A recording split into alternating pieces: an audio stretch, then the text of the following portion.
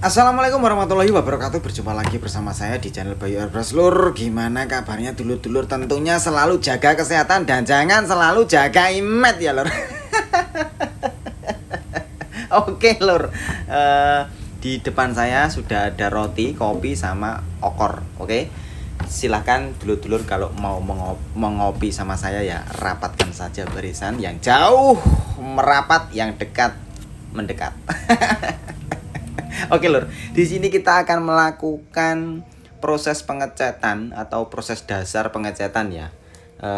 Untuk yang media yang saya akan repaint ini adalah pretelan dari motor air king. Kemarin kita bahas tangkinya, sekarang kita bahas kap-kapnya seperti slebor, terus kap kanan kiri. Di sini saya pisahkan ya Lur, biar dulur-dulur itu mudah untuk memahami. Dan kalau saya campur aduk di bagian tangki nanti dulu malah muntah-muntah nggak karuan yo. Oh no. Jadi di sini saya bahas. Oke, untuk bahan yang saya pakai ini adalah polyuretan surfacer dari Autoglue. Ini sebenarnya mirip seperti filler, cuma ini PU-nya. Nah, ini bisa diaplikasikan di atas media cat atau di atas media dempul. Ini juga bisa dipakai untuk spot repair ya Lur. Seperti ngesol warna yang gores-gores gitu, kita sol bagian-bagian yang luka, itu sangat recommended karena ini memiliki daya kering yang sangat cepat ya Lur ya.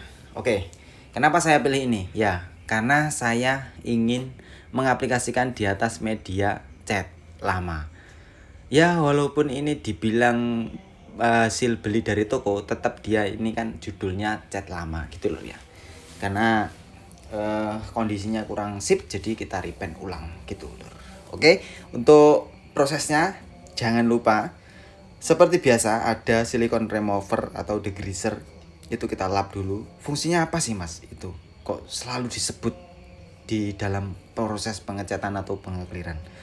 Nah, di sini silicone remover itu berfungsi untuk menghilangkan mungkin ya hasil pencucian yang awal tadi pakai sabun itu kan mengandung silikon, terus ada minyak-minyak gitu, atau bekas kita makan gorengan atau kita megang-megang oli. Nah, itu bisa terantisipasi oleh silicone remover ini. Oke, di sini sudah sering saya bahas untuk silicone remover. Mungkin dulur-dulur tinggal memahami saja. Oh gini, ini fungsinya gini. Oke, kemarin Blue Sapphire juga tanya, clearku kok sering ada bintik-bintik kayak pasir, itu apa? Saya juga nggak tahu, karena yang tahu itu sampean, media yang tahu itu sampean Blue Sapphire. Saya cuman bisa menerka kemungkinan ya media kurang bersih. Nah, makanya kalau kita mau ngecat, mau ngemoksi, itu utamakan tadi dilap pakai degreaser, terus diulang lagi pakai Tecloud. Apa itu Tecloud? Tecloud tuh kayak macam lap, tapi dia ada macam kayak apa ya, lengket-lengket gitu. Terus dia itu berfungsi untuk menyerap kotoran atau debu. Itu Blue Sapphire. Oke, penjelasan dari saya cukup ya. Oke, untuk spray gun di sini saya pakai Lipro yang kemarin kita sudah testimoni untuk pakai ngecat, pakai ngeclear. Di sini kita pakai mengaplikasikan epoxy atau PU 2K surfacer dari Autoglue. Nah, untuk setelan yang saya pakai tadi saya tunjukkan, peluit saya putar di 1,5 ulir. Oke, peluit itu yang trigger yang kita pencet-pencet jarumnya itu. Oke. Terus untuk pattern saya putar di 2 ulir. Angin saya menyesuaikan kebutuhan. Bisa pakai 2 bar atau di bawah 2 bar. Gitu ya Lur ya. Kenapa Mas kok sedikit betul peluitnya? Nah, di sini saya pengen dapetin tembakan awal yang relatif cukup kering. Paham? Paham? Relatif cukup kering. Jadi untuk mengantisipasi tembakan yang relatif basah banget. Karena ini media pernah setidaknya ini media sudah ada catnya. Jadi di sini saya mengontrol lebih awal dari tembakan. Pertama saya bikin relatif cukup kering atau yang bisa disebut dry cut. Nah, tembakan yang relatif cukup kering untuk yang pertama ya. Oke, untuk media pertama, terus media kedua terus media akhir, nanti kita itu ketemunya estafet ya lur. Jadi media pertama ini kita tembak rata menyeluruh tipis seperti ini, terus kita lanjut ke media yang sampai akhir, terus nanti kita kembalikan lagi ke media awal tadi dengan setelan yang berbeda. Nanti saya jelaskan. Oke, ini khusus untuk yang masih belajar. Kenapa kalau semisal dia mengaplikasikan entah itu cat, entah itu thinner, entah itu cat, entah itu epoxy, entah itu clear. Biasanya kalau nemuin keriting itu sudah panik duluan. Padahal ini bisa diantisipasi.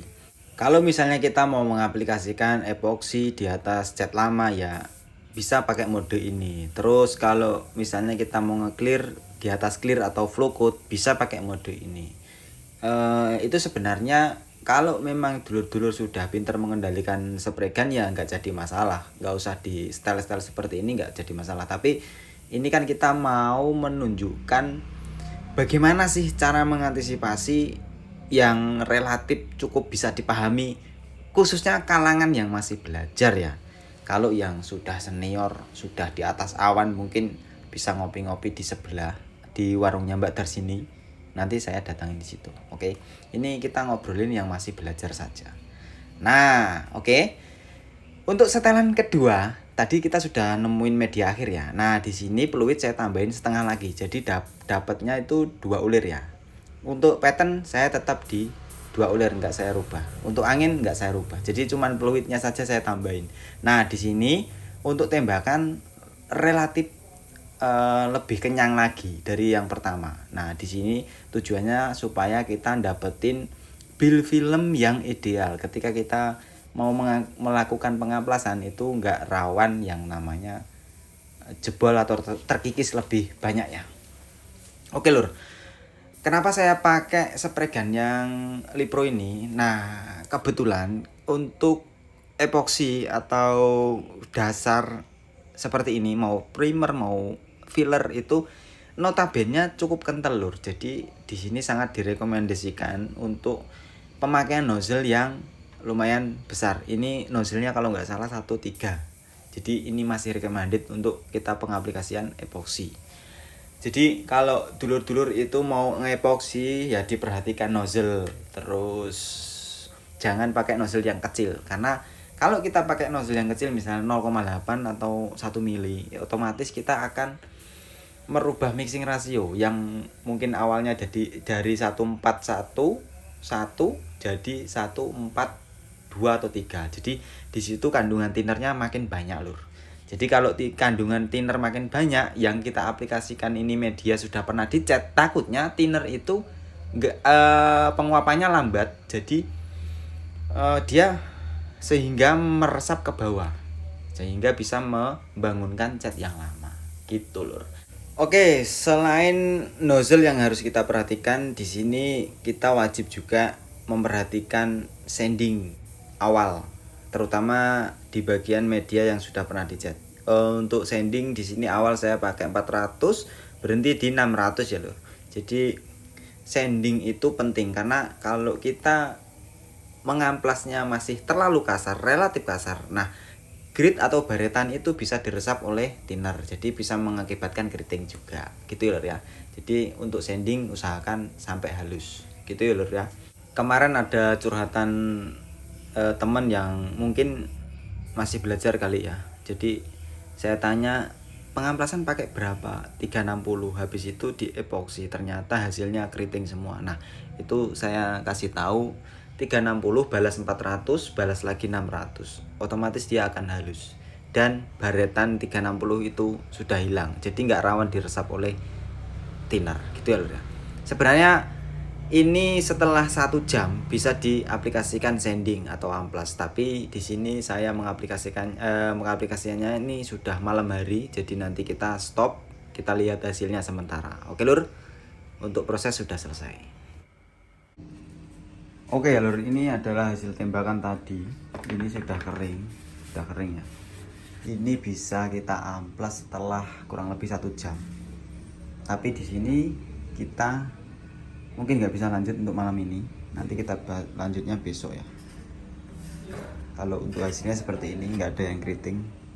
Tadi kita pakai mode dry coat pertama, jadi mengantisipasi cat lama naik ya, akibat resapan tinta. Nah, ini kita nanti lanjut lagi di sesi base coat. Oke, hasilnya sangat bagus banget. Mari. Oke lur, setelah 24 jam kita diamkan untuk View 2K Surfacer-nya ini, di sini kita akan lanjut kasih gate coat. Gate coat itu apa mas? Untuk membatasi ketika kita melakukan pengamplasan. Nah ini untuk gate coat saya pakai pilok, bukan pelok ya, aerosol. Kalau pilok itu merek. Jadi di sini saya kasih macam gate coat. Ini fungsinya untuk membatasi ketika kita melakukan pengamplasan ya lur ya. Untuk teknik pengaplikasiannya seperti itu, jaraknya dijauhkan, kita ambil macam spraynya saja untuk diaplikasikan merata di bagian media yang sudah kita aplikasikan epoksi ini, gitu lur ya. Oke, setelah gate coat sudah kering, di sini kita bisa mengaplikasikan amplas. Untuk pengamplasan sanding di sini saya pakai mode wet sanding atau mode basah. Di sini saya pengen apa ya? Istilahnya nggak melulu pakai yang mode kering karena teman-teman juga masih banyak yang pakai mode basah. Jadi di sini untuk pemahaman sekalian teman-teman yang masih belajar ya. Nah, ini untuk proses seperti ini sangat memudahkan teman-teman ketika pengamplasan. Gate coat ini berfungsi ketika kita mengamplas, ya kan? Itu bisa membatasi saat kita ngamplas, jadi nggak kebablasan ya lur ya. Jadi untuk pas kita ngamplas itu sudah ada rambu-rambunya. Ketika si gate coat sudah mau habis itu sudah kelihatan di situ ya lur ya. Jadi kayak macam stop. Ini saya sudah habis nih. Silakan pindah ke media yang lain. Nah, seperti ini bisa dilihat ya lur ya. Nah, begitu.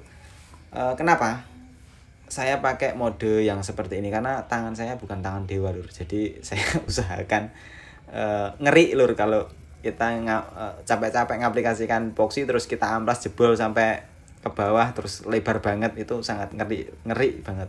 Jadi di sini saya batasi pakai gate coat. Untuk tekniknya seperti ini ya, bisa pakai cat menggunakan spray gun, bisa pakai cat aerosol menggunakan kaleng itu. Oke.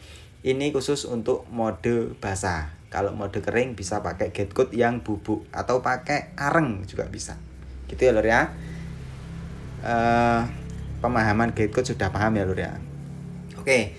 Sebenarnya ini bukan masalah saya ini tengah malam ngepoksi, enggak. Karena saya sudah biasa bahwasanya kalau sudah mengaplikasikan epoksi atau View 2K Surfacer atau pakai epoxy primer itu biasa saya diamkan 1 kali 24 jam. Ini supaya apa sih? Ketika epoksi ini sudah kita nyatakan kering, kita bisa melakukan sanding terus kita bisa melakukan lanjut untuk base coat-nya. Takutnya kalau kita main cepet-cepetan, misalnya ini epoksi sudah misalnya 1 jam sudah bisa kita amplas, bisa. Terus kita bisa naikkan ke base coat, bisa. Takutnya epoksi ini atau View 2K Surfacer ini pengen kering lagi lur, takutnya itu. Nah, sehingga bisa narik base coat yang ada, sehingga nanti bisa menghasilkan finishing yang kurang bagus gitu lur. Jadi di sini saya usahakan benar-benar kering banget, jadi baru bisa kita lakukan base coat. Untuk pengeringan berapa lama mas? Saya biasanya 1 kali 24 jam sudah bisa kita lakukan sanding terus kita lakukan base coat. Dulur-dulur juga bisa pakai hal seperti ini, tapi ya jangan juga terlalu lama. Misalnya kita habis moksi terus kita diamkan 10 tahun, nah itu juga bisa nanti hasilnya nggak bisa lengket ya lur ya, karena sudah terlalu keras. Walaupun kita amplas tetap dia nggak mau lengket antara base coat sama epoksinya. Nanti nyalain bahannya, wah bahannya ini nggak bagus nih, catku masa ngelupas di atas epoksi. Nah ternyata tekniknya salah gitu lur ya. Oke ya lur, mungkin itu saja untuk teknik awal. Nanti kita akan lanjut lagi di bagian base coat sekalian clear coatnya. Ini hanyalah sebuah cuplikan. Nanti kita akan lanjut di next video. Kalau saya gabung ke sini nanti dulur-dulur malah muntah-muntah nggak karuan. Oke lur, semoga bermanfaat. Saya pamit undur diri. Wassalamualaikum warahmatullahi wabarakatuh.